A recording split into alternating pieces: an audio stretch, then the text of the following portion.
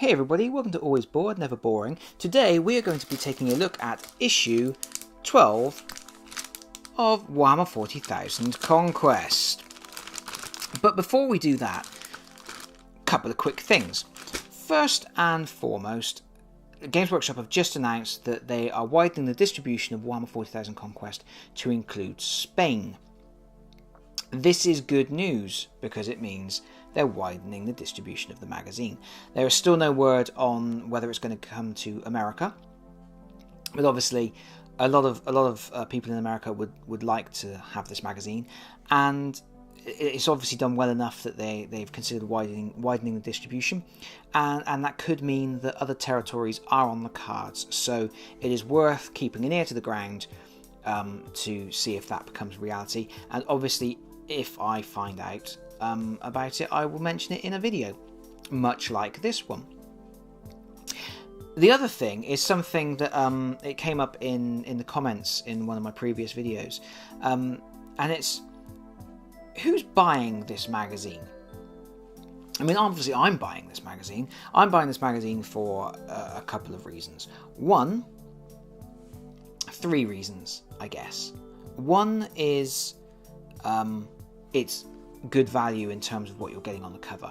I collect Ultramarines and Death Guard, so for me it's perfect. It's a good way of getting a lot of cool miniatures at usually a really good price. At the moment, what I'm doing with this series of videos is I'm adding up the cost of the magazines if you purchase each one, because each magazine is $7.99. I'm adding up the cost of each magazine, and then I'm comparing it against the cost of the full retail price of the products that you get with the magazine. And at the moment, you're saving about 50% on the retail price. Now, obviously, you can get a lot of these things cheaper. You can go online and usually get maybe 15-20% off, but it's still working out cheaper to get the products through this magazine. The downside being, obviously, you're getting what they give you. You don't get any choice in what you're getting, and also you're getting it at a rate that you don't decide. You're getting a magazine a week, or in my case, because I'm a subscriber, I get them in bundles of 4 once a month, but I have no control over when these issues come in or what is on them. So that's the trade-off for that saving. So that's the first reason that I'm buying this magazine. The second reason is because I want to make these videos. I'm always looking for interesting new things to put on my channel. Interesting new things to put on my channel, and I thought this was a good thing to go through and show you each issue as it comes out. I thought it would be interesting as content for the channel, so that's the second reason I'm buying it. The third reason is just because I think it's a good idea, and I like seeing Games Workshop come up with new ways to make the hobby more accessible. One of the big things about my channel is that I like to kind of show that for a lot of people, hobby gaming can seem a little bit intimidating, and it shouldn't be. Hobby gaming is awesome and it's fun, and it doesn't need to be intimidating. And so this magazine sort of dovetails into what I hope I'm achieving with my channel, is that I'm sort of showing products that are great for beginners, and dealing with that entry level. And I think this magazine is a nice way of doing it. But is that why people are buying this magazine? Have people bought this magazine because they're new to Warhammer 40k or the hobby or painting miniatures, and they thought this would be a good way of doing it? Or are the people who are subscribing to this magazine subscribing because it's a good deal on Games Workshop miniatures and they're already neck deep in the hobby anyway? I would be interested to know. So if you are subscribing, or if you've picked up issues of this or whatever, why did you do it? Did you do it because it was good value for the miniatures on the front? Did you do it because you're new to the hobby and you thought this would be a good way to learn more? I'm just interested. So yeah, if you have any comments about that, leave it down here. It would be interesting for me. But that's enough of that. Check this out. $7.99. And you get a Blightspawn miniature. Now this is cool.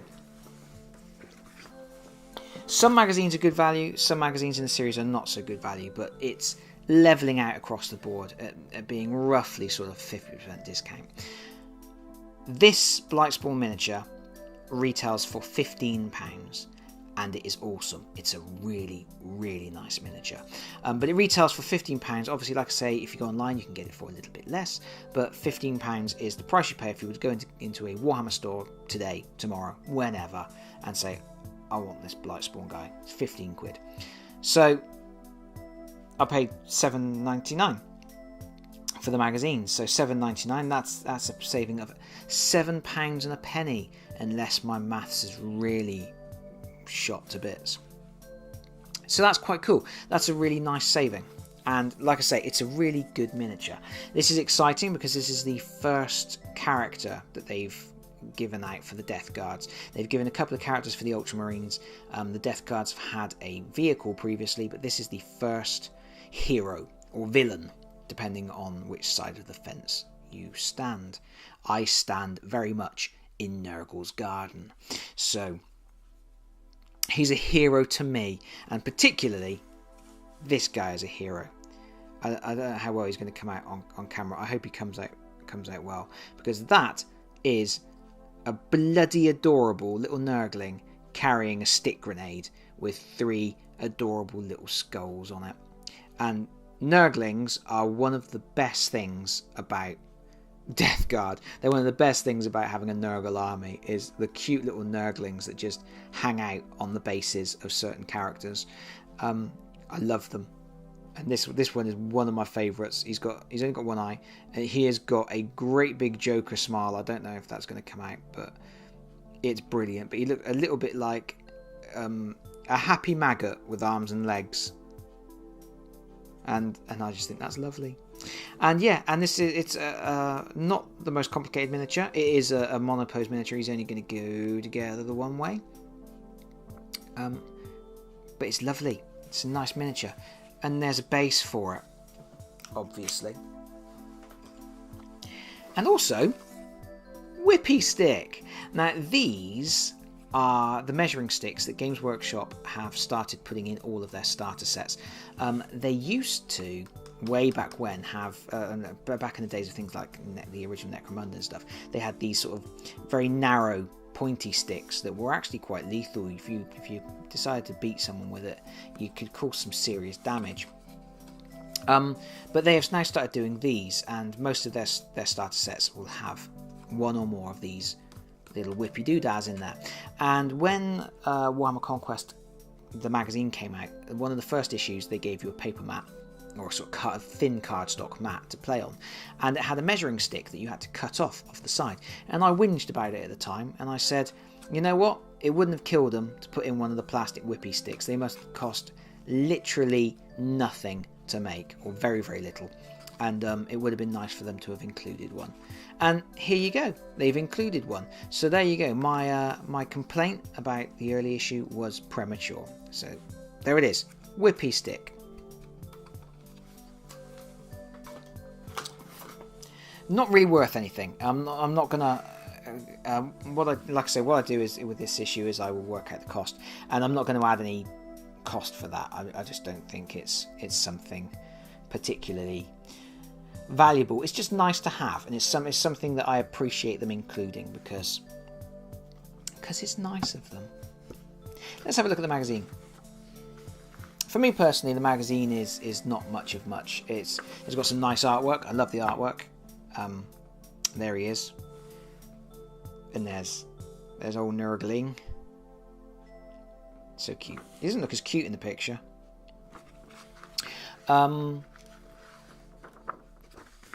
Yeah, but the magazine's nice. The magazine's got some nice painted miniatures. You can see how the experts have painted the vial of sloshy, gooey goodness on the back of Blightspawn. That's going to be an absolute nightmare to paint. Interested to see how they're going to show that in the painting guide, because one of the big things about this magazine is that it teaches you how to play the game, and it also teaches you how to paint miniatures, and it goes step by step and very basic way of painting miniatures. And yeah, going to be interesting to see what they do about that. Blight grenades.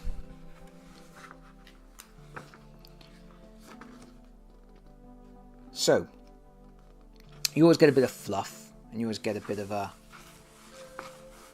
stuff about different factions and things like that. In Death Guard issues, you usually get some of these showing different brotherhoods, and not always that different. Some icons of Nurgle. The Tri-Skull of the Death Guard. The Tri-Lobe of Nurgle. The Sacred Fly of Nurgle. The 8-point Star of Chaos. And a variation on the Tri-Lobe. Well, there we go. So yeah, you get some interesting fluff, some nice artwork, and then we get to this bit where they teach you how to build your miniature.